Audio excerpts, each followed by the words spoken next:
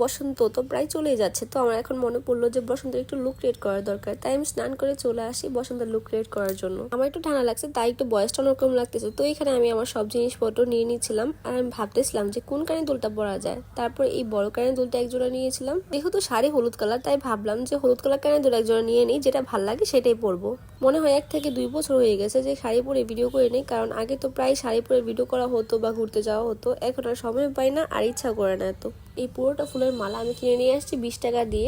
প্রথম কয়েকটা দোকানে জিজ্ঞাসা করছিলাম, এই মালাটা সেম মালাটা আমার কাছে বলছিল আর কি 40 টাকা। তারপর একটা দোকানে যাই, কারাকারি করে নিয়ে আসি। এখানে বড় বড় 2টা মালা ছিল আর এই 2টা মালা থেকে 4টা ফুল ছিঁড়ে গেছিল, তাই আমি ফুলগুলো নিয়ে নিছি। ফুল ফলাইতে আমার ভালো লাগে না যতক্ষণ পর্যন্ত ফুলটা না শুকায় যায়। যাই হোক, এই 4টা ফুল দিয়ে আমি কি করবো সেটাই ভাবতেছিলাম। আমার তো বলতে গেলে কোনো শাড়ি নেই, শুধুমাত্র এই শাড়িটা কিনেছিলাম, তাও আবার বাবা মার টাকায়। মামা তো মনে গায়ে হলুদের সময় আমি এই শাড়িটা নিয়েছিলাম, তাই ভাবলাম এই শাড়িটা দিয়ে বসন্ত লুক করা যায়। আমার কোনো শাড়ি না থাকলে কি হয়েছে, কিন্তু আমার মায়ের অনেক শাড়ি আছে আর ওই শাড়িগুলো পরে আমি ভিডিও করতে পারি আর সবসময় এই পর্যন্ত ভিডিও করে এসেছি।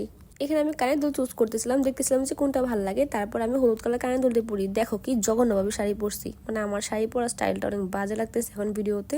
যখন হাতে ফুল পরতেছিলাম তখন অনেক বেশি খুশি লাগতেছিল, তাই আমি এভাবে হাসতেছিলাম, মানে অনেকটা ভূতের মতোই। বোন আমাকে হাতে ফুল পরিয়ে দিচ্ছিল আর বলতেছিল যে জীবনে হাতে ফুল না পরলে যা হয় আর কি, যেটা সত্যি কথা। আমি কখনো হাতে এভাবে ফুল পরি নাই আর হাতে ফুল পরে সাজিও নাই। আর আমাকে যখন ভাবে সাজাই দিচ্ছে আমার বোনই। সাজার আগে আমি ভালো ছিলাম, কারণ আমার সাজার পরে একটু ভালো লাগতেছিল না। আমি বারবার বলতেছিলাম আমাকে হয়তো সুন্দর লাগতেছে না, আমি এগুলো তুইলা ফেলি, এটা সেটা কত কিছু, কিন্তু সে বলতেছিল না সমস্যা নাই, ভালোই লাগতেছে। রুমের মধ্যে পিকচার তোলার কোনো জায়গা খুঁজে পাচ্ছিলাম না, তাই ভাবলাম ছাদে চলে আসি, ছাদে আসলে ভালো হবে। এখন তো জানোই ব্লগ করার সুযোগ পাই না। যাই হোক, তোমাদেরকে একটা জিনিস দেখাতে ভুলে গেছি। যখন আমার বার্থডে গেছে তখন আমার মা আমাকে এই জিনিসটা গিফট করছিল। এটা হলো গোল্ডের ব্রেসলেট। সবসময় তো বাবার কাছ থেকে গোল্ডের অনেক কিছুই পাইছি, কিন্তু এটা এই প্রথম মার থেকে পাওয়া। আমার আরো একটি ব্রেসলেট ছিল, ওই ব্রেসলেটটা আমি হারাই ফেলছিলাম এসএসসি পরীক্ষার সময়। যখন আমি এসএসসি পরীক্ষা দিতে যাই তখন হলো সবসময় ব্রেসলেটটা আমি পরে যেতাম, আর হলো পরীক্ষার লাস্টের দিন আমি ওই ব্রেসলেটটা হারিয়ে ফেলি। এই ভিডিওটা আরো অনেক আগেই করা হয়েছে, আমার সময়ের কারণে আমি দেখাতে পারি নাই। যাই হোক, এই জিনিসটা পেয়ে আমি খুবই খুশি। আমার মা অনেক গোল্ডের জিনিস পছন্দ করে, আমার ইচ্ছা আমি মাকে যাতে গোল্ডের কিছু দিতে পারি। আর যখন গোল্ডের কিছু দিতে পারবো তখনই ভাববো যে লাইফে কিছু করতে পারছি। শাড়ি আঁচল দিয়ে একটু ঘুমটা দেওয়ার চেষ্টা করতেছিলাম, কিন্তু শাড়ি আঁচল আমি খুঁজে পাচ্ছিলাম না যে কোন দিক দিয়ে ঘুমটাটা দিব। যাই হোক, অনেক কষ্টে তারপর পেয়েছি।